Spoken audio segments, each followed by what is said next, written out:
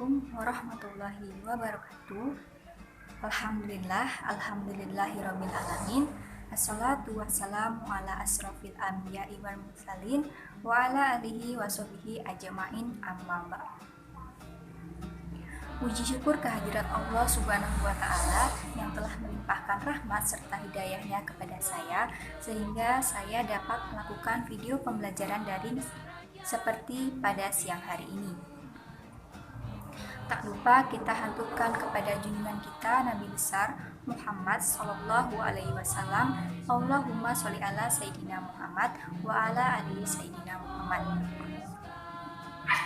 Baiklah, pada kesempatan kali ini di sini saya akan mengajar tentang sejarah, yaitu teori masuknya Hindu-Buddha di Indonesia. Tentunya kalian sudah tahu apa itu sejarah. Ya, benar. Sejarah adalah kegiatan atau suatu peristiwa yang terjadi pada masa lampau. Oh iya, saya lupa. Bagaimana kabar kalian? Mudah-mudahan Allah selalu melindungi kalian dari bahaya penyakit COVID-19 ini. Kalian pasti tidak asing lagi dengan Candi Borobudur, Candi Prambanan, atau peninggalan-peninggalan sejarah lainnya yang berbentuk prasasti yang tersebar luas di Indonesia dan menjadi objek wisata populer. Hal tersebut merupakan bukti bahwa pengaruh agama Hindu-Buddha di Indonesia cukup besar dan menjadi salah satu bentuk keanekaragaman budaya di tanah air Indonesia kita ini. Pengaruh Hindu-Buddha di Indonesia sendiri berlangsung lebih dari 10 abad. Wah, lama ya. Tersebar luasnya pengaruh tersebut mengundang pertanyaan kepada kita semua, bagaimana kebudayaan Hindu-Buddha itu bisa masuk ke Indonesia. Setidaknya terdapat beberapa teori masuknya pengaruh Hindu-Buddha di Indonesia. Antara lain, yang pertama ada teori Brahmana, yang kedua teori Waisya, ketiga teori Ksatria, dan teori arus balik. Di sini yang akan kita bahas yang pertama adalah teori Brahmana. Teori masuknya pengaruh Hindu-Buddha di Indonesia yang pertama adalah teori Brahmana, di mana yang diajukan oleh Jacob Cornelis van de Lier. Teori ini mengemukakan bahwa pengaruh Hindu-Buddha di Indonesia dibawa oleh para Brahmana atau pemuka agama di India. Teori ini dilandaskan pada prasasti-prasasti kerajaan yang ada di Indonesia pada masa lampau. Mayoritas prasasti yang ada di Indonesia menggunakan huruf Pallava dan bahasa Sanskerta. Di India sendiri, aksara dan bahasa tersebut tidak sembarang orang yang bisa menguasainya, dan hanya para golongan Brahmana yang dapat menguasainya. Teori ini juga dikuatkan oleh kebiasaan agama Hindu yang menempatkan Brahmana sebagai satu-satunya otoritas dalam ajaran Hindu. Maka, hanya kalangan Brahmana lah yang dapat memahami ajaran Hindu yang benar dan utuh. Konsekuensinya, hanya merekalah yang berhak menyebarkan agama mereka, yaitu agama Hindu. Menurut kerangka teori ini, para Brahmana ini diundang ke Nusantara oleh para kepala suku untuk menyebarkan ajaran keluhuran nilainya pada masyarakat Indonesia yang masih memiliki kepercayaan, yaitu kepercayaan animisme dan dinamisme. Nah, di sini saya ingin bertanya, apakah kalian tahu apa itu kepercayaan animisme dan kepercayaan dinamisme? Baik, di sini saya akan menjelaskan mengenai kepercayaan animisme dan kepercayaan dinamisme.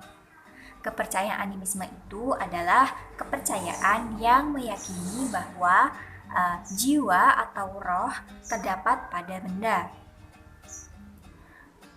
benda-benda di sini yaitu seperti benda-benda tertentu, tidak hanya pada makhluk hidup. Arwah leluhur yang telah meninggal diyakini masih mempunyai kekuatan spiritual dan masih dapat mempengaruhi kehidupan keturunannya.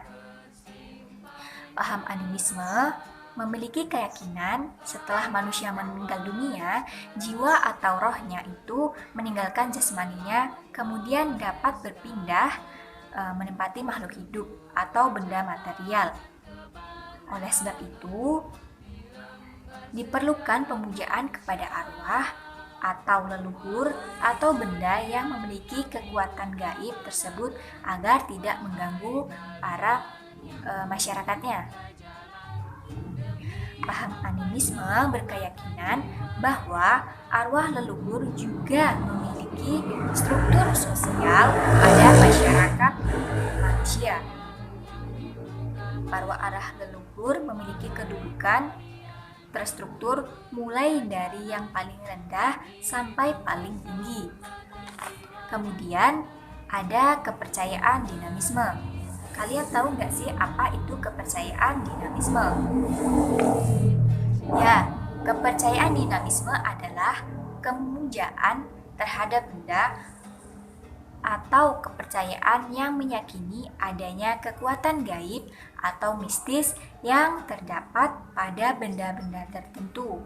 Kata animisme itu berasal dari bahasa Yunani. Nah, di sini saya akan memberikan contoh mengenai kepercayaan dinamisme. Contoh dari kepercayaan dinamisme itu adalah pemujaan terhadap batu-batu besar, pemujaan terhadap api, pemujaan terhadap pohon, ataupun senjata, dan masih banyak lagi.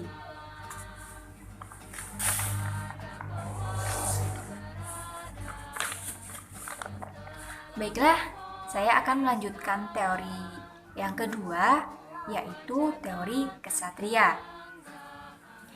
Teori masuknya pengaruh Hindu-Buddha yang kedua adalah teori kesatria yang dikemukakan oleh C.C. Burt Mukherjee dan J.L. Moon.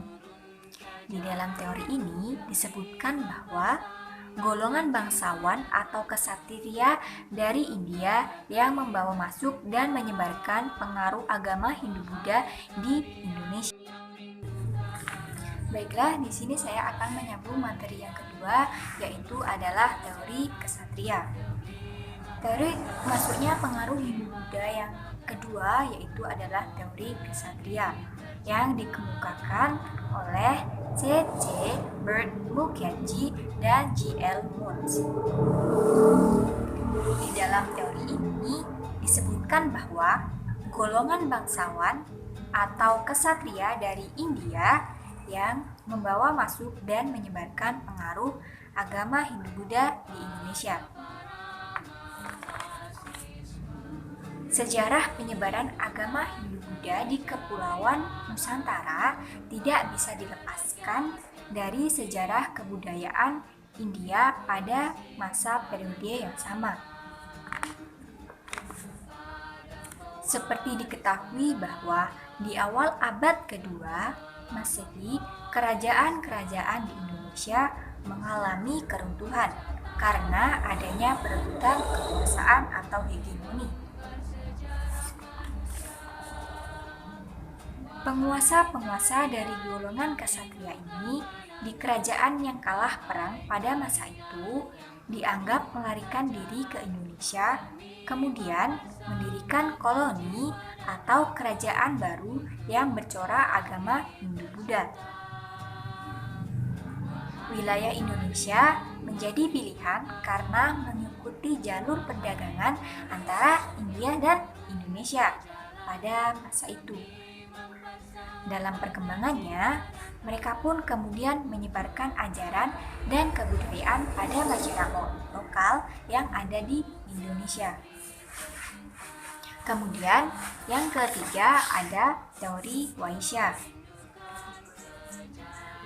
Teori masuknya pengaruh Hindu-Buddha di Indonesia yang ketiga adalah teori Waisya. Teori Waisya ini dikemukakan oleh N.J. Crom, di mana teori teori ini menjelaskan bahwa masuk dan berkembangnya pengaruh Hindu-Buddha di Indonesia dibawa oleh orang-orang India yang berkasta Waisya atau golongan para pedagang.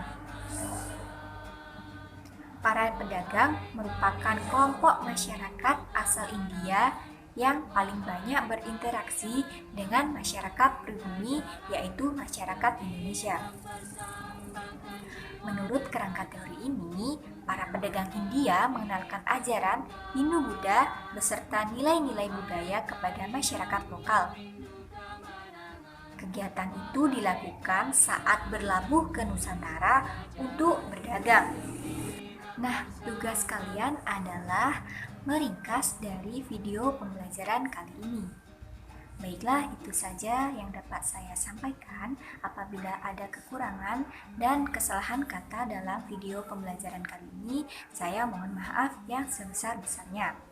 Pesan saya, kalian tetap jaga kesehatan dan selalu cuci tangan. Baiklah, saya akhiri. Wallahul muwaffiq ila aqwamit thoriq. Wassalamualaikum warahmatullahi wabarakatuh.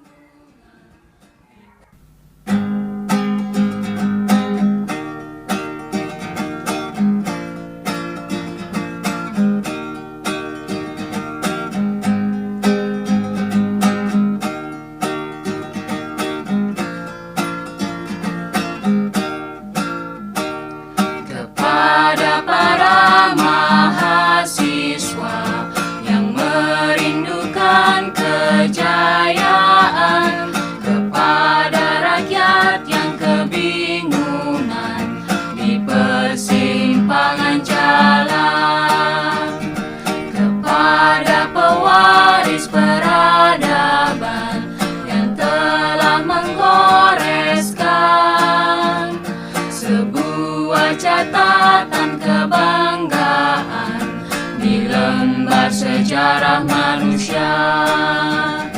Wahai kalian yang rindu kemenangan, wahai kalian yang turun ke jalan demi mempersembahkan jiwa dan raga untuk negeri tercinta. Wahai kalian yang rindu kemenangan, wahai kalian yang turun ke jalan demi mempersembahkan jiwa dan raga untuk negeri tercinta.